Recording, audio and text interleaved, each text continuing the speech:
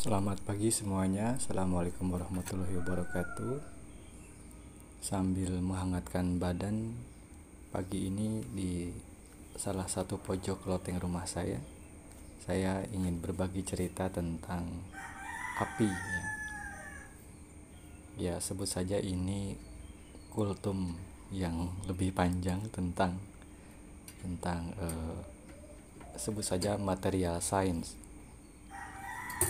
Jadi ada yang sebut dengan material teknik, ada yang sebut dengan material sains. Yang mungkin saya bicarakan bukan yang tekniknya, tapi sainsnya itu sendiri. Saya tidak tahu apa yang sebaiknya pertama dibicarakan, tapi saya memilih tema api aja dulu ya. Sebelum nanti bicara soal material logam ini, saya akan mulai dengan api. Mungkin di beberapa buku pelajaran SMP atau SMA kalian pernah membaca mengapa misalnya kayu menyala karena api begitu ya. Atau mungkin ada di antara Anda yang bercita-cita ingin jadi salah satu personil pemadam kebakaran, sehingga ingin tahu juga api itu sebenarnya disebabkan oleh apa. Kita bisa saja bicara soal sejarah api dan lebih jauh ke sejarah penciptaan makhluk hidup ya. Bagaimanapun Tuhan itu di dalam keterangan kitab tertentu disebutkan menciptakan makhluk itu dari beberapa jenis. Kalau manusia dari tanah, sedangkan jin ya atau iblis yang adalah dari jin juga itu dibuat dari bahan api, sedangkan malaikat dari cahaya. Itu salah satu kepercayaan di beberapa agama saja begitu ya. Nah, umat muslim atau mungkin juga penerima kitab samawi lainnya mungkin juga pernah mendengar cerita tentang bagaimana Nabi Ibrahim dihukum dengan dibakar, tapi api tidak membuat tubuhnya terbakar. Nah, mengapa Nabi Ibrahim tidak terbakar? Saya kira mungkin karena secara teori, secara fisika, karena gaya ikat tubuhnya secara material itu tidak terlewati oleh pengaruh luar, dalam hal ini adalah api. Nah, baik, saya kira pagi ini sambil menghangatkan badan, kita bisa cerita tentang sebenarnya api itu terjadi karena apa. Saya sambil menyalakan beberapa potong bambu. Ini adalah limbah di sekitar rumah saya. Saya tidak suka membuang limbah begitu saja, harus ada manfaatnya begitu ya. Nah, bambu itu pada dasarnya merupakan benda padat, sama dengan kertas yang saya bakar di bawahnya. Tapi tentu saja yang akan terbakar oleh api kecil macam ini adalah yang gaya ikatnya dapat dikoyak oleh pengaruh panas itu, oleh pengaruh api. Apabila tidak dapat dikoyak, tentu tidak akan terbakar ya. Misalnya ini ada logam di sekelilingnya, ini dari bekas tangki oli kalau tidak salah, saya mendapatkannya dari seorang teman, dan kemungkinan itu adalah tangki oli bekas mobil keren, itu mobil besar. Karena saya tidak pernah melihat tangki oli sebesar itu di mobil biasa ya. kita mesti mengenali bahwa struktur material itu yang solid, yang kuat, kita disebut dengan struktur kristal. Nah, logam besi, logam baja itu pada dasarnya dibuat dari struktur yang mengkristal, dalam arti yang relatif, karena pada panas tertentu struktur ini juga mengalami perenggangan dan mengalami pencairan sehingga memenuhi wadah tertentu. Kan benda cair itu didefinisikan sebagai benda yang memenuhi ruang wadah tertentu. Kalau Anda melihat genangan di jalan raya, genangan air hujan itu benda cair, dan genangan itu karena ada ruang yang menampung menampung air tersebut. Jadi peristiwa terbakarnya api itu pada dasarnya ketika bahan bakar ini, dalam hal ini adalah bambu, tidak bisa mempertahankan gaya ikat struktur materialnya. Kalau saya punya alat pembakar yang lebih tinggi, mencapai 1500-an derajat Celcius, tentu saja tidak hanya bambunya yang terbakar, tetapi juga besinya itu akan terbakar, meleleh ya dalam hal ini. Nah, kita mengenai istilah fasa. Ada fasa yang padat, itu pada kesempatan tertentu dengan pengaruh luar tertentu, ia akan menjadi renggang dan kemudian cair. Dan ada bagian-bagian dari unsur alam ini yang bila diberi perlakuan dari luar, ia akan membentuk gas ya. Nah, gas ini pada dasarnya adalah material dengan gaya ikat yang berlepasan. Saya tidak tahu teorinya apakah gas ini memenuhi ruang atau tidak ya. Tapi abaikan dulu ruangnya. Menurut saya gas itu bisa kita pahami dalam pengertian gaya ikatnya yang bukan renggang lagi, tapi berlepasan. Sedangkan struktur yang mudah rusak itu, atau yang tidak terikat dengan secara mengkristal, itu dia disebut biasanya dengan struktur amorf. Kadang-kadang di dalam ilmu fisika yang cair dan gas itu disebut dengan dalam bidang fluida. Nah, kita bisa menyaksikan bahwa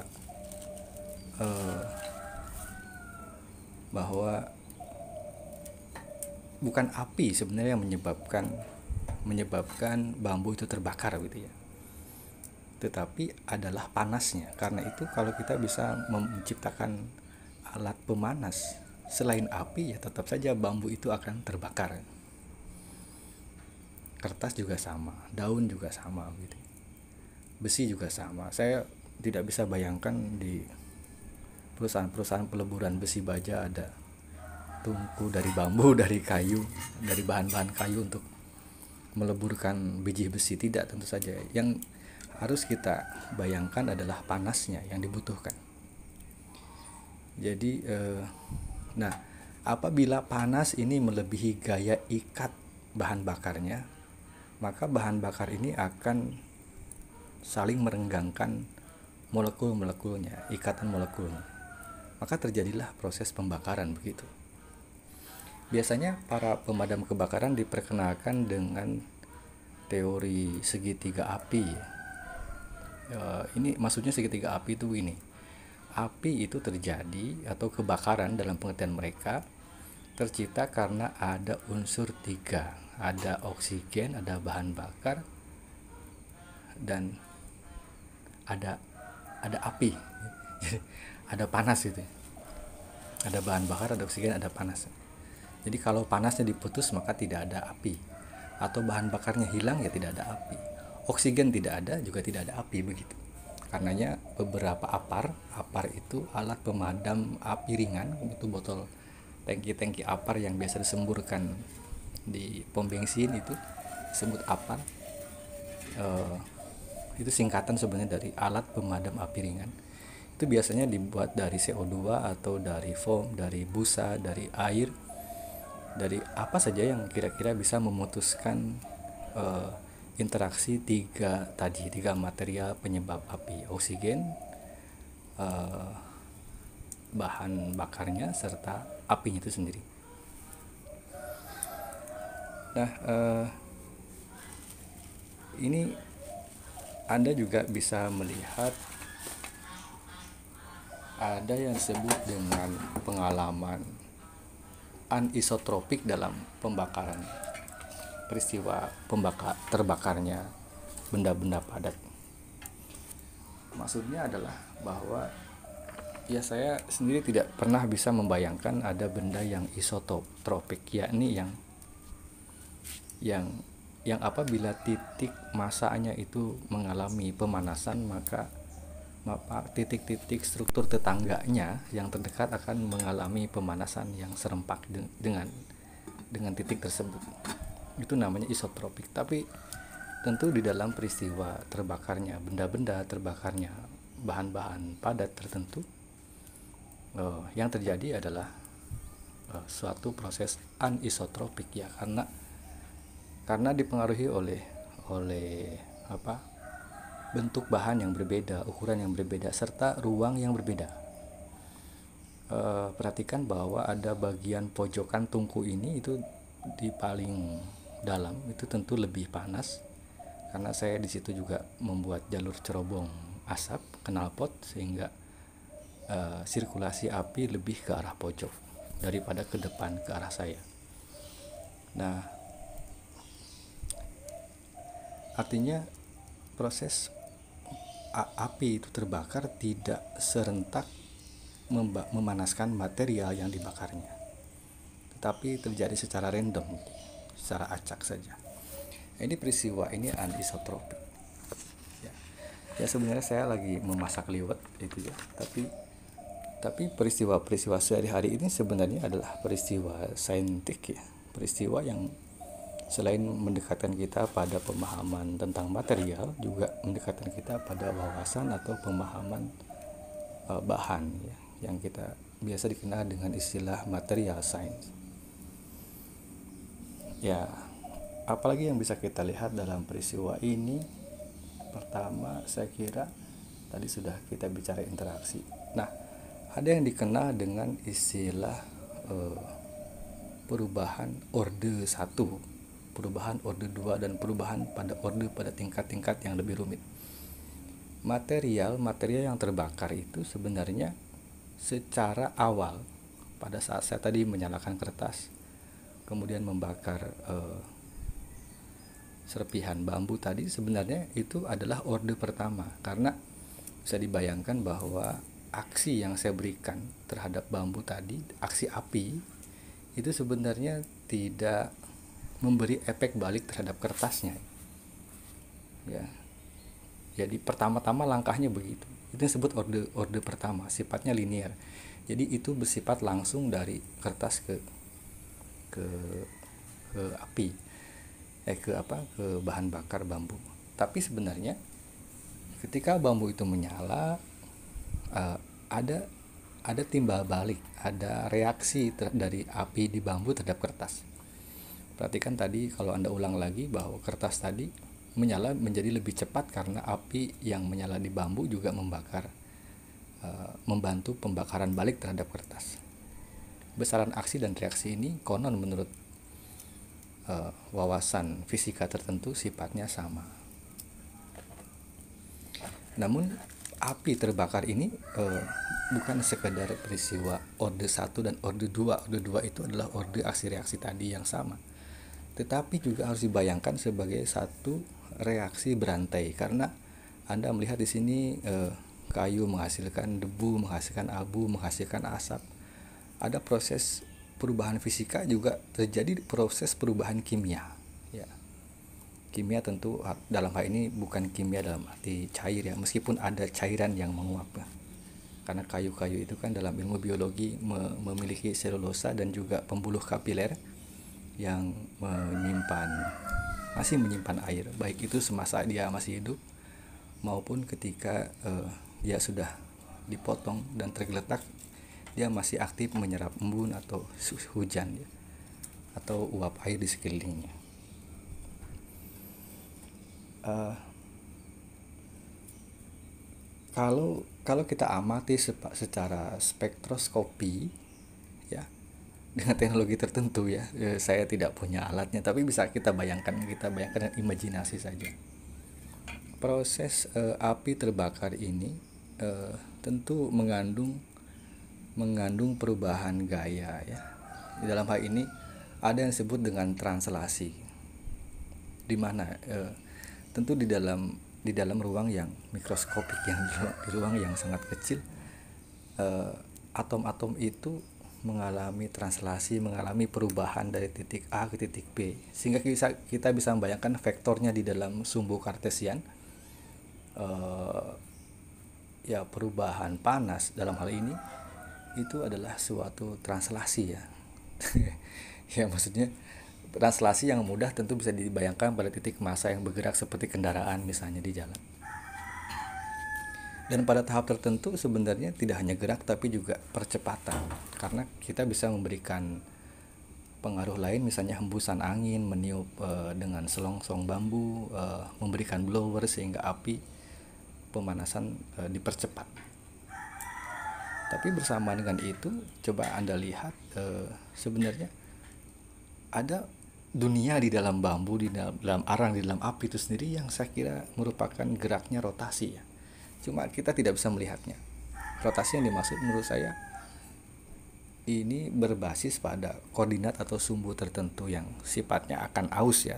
Maksudnya kan dia sebelum menuju abu itu ia mengalami putaran di titik tengah itu. Ya ini hanya imajinasi, tapi menurut saya hal itu terjadi karena ada yang bergerak, api itu ke atas, ada juga yang diam dalam arti memanas dalam dirinya sendiri. ini terlalu seperti puisi ya, tapi tidak apa-apalah karena ini sedang bincang-bincang menunggu nasi liwet matang ya. Mudah-mudahan pada bagian lain saya nanti teruskan dengan tema tentang material besi ya, atau logam ya. Di sini juga Anda melihat ada perunggu yang dipakai sebagai kenceng tempat nasi liwet, ada bahan besi, ada bahan plat baja yang saya pakai. Saya kira itu ya, bisa kita simpulkan bahwa secara material, secara fisika, manusia tentu tidak bisa terbakar seperti Nabi Ibrahim karena karena Tuhan saat itu memberikan kekuatan gaya ikat material pada seluruh aspek di tubuhnya, dan api sebesar apapun tidak bisa merenggangkan material apapun di dalam tubuh Nabi Ibrahim. Nah, dalam ilmu debus mungkin juga ada ilmu yang seperti itu, sehingga ya debus itu adalah salah satu akrobatik dalam pencaksilat. Itu kemampuan yang entah dilatih, entah kekuatan doa atau kekuatan alam lain yang membuat tubuh dari benda yang fluida tadi tidak meleleh gitu ya. Harusnya kan kulit itu meleleh dan mungkin menyala dibakar oleh api. Tapi para pemain debus itu ada juga yang mungkin dengan trik tertentu tidak terbakar. Nah, tentu saja para pemadam kebakaran memakai pakaian yang punya material dari bahan komposit tertentu atau dari bahan polimer tertentu yang mungkin adalah itu, saya tidak tahu bahannya, tetapi biasanya yang melebihi kekuatan material besi itu adalah bahan keramik ya.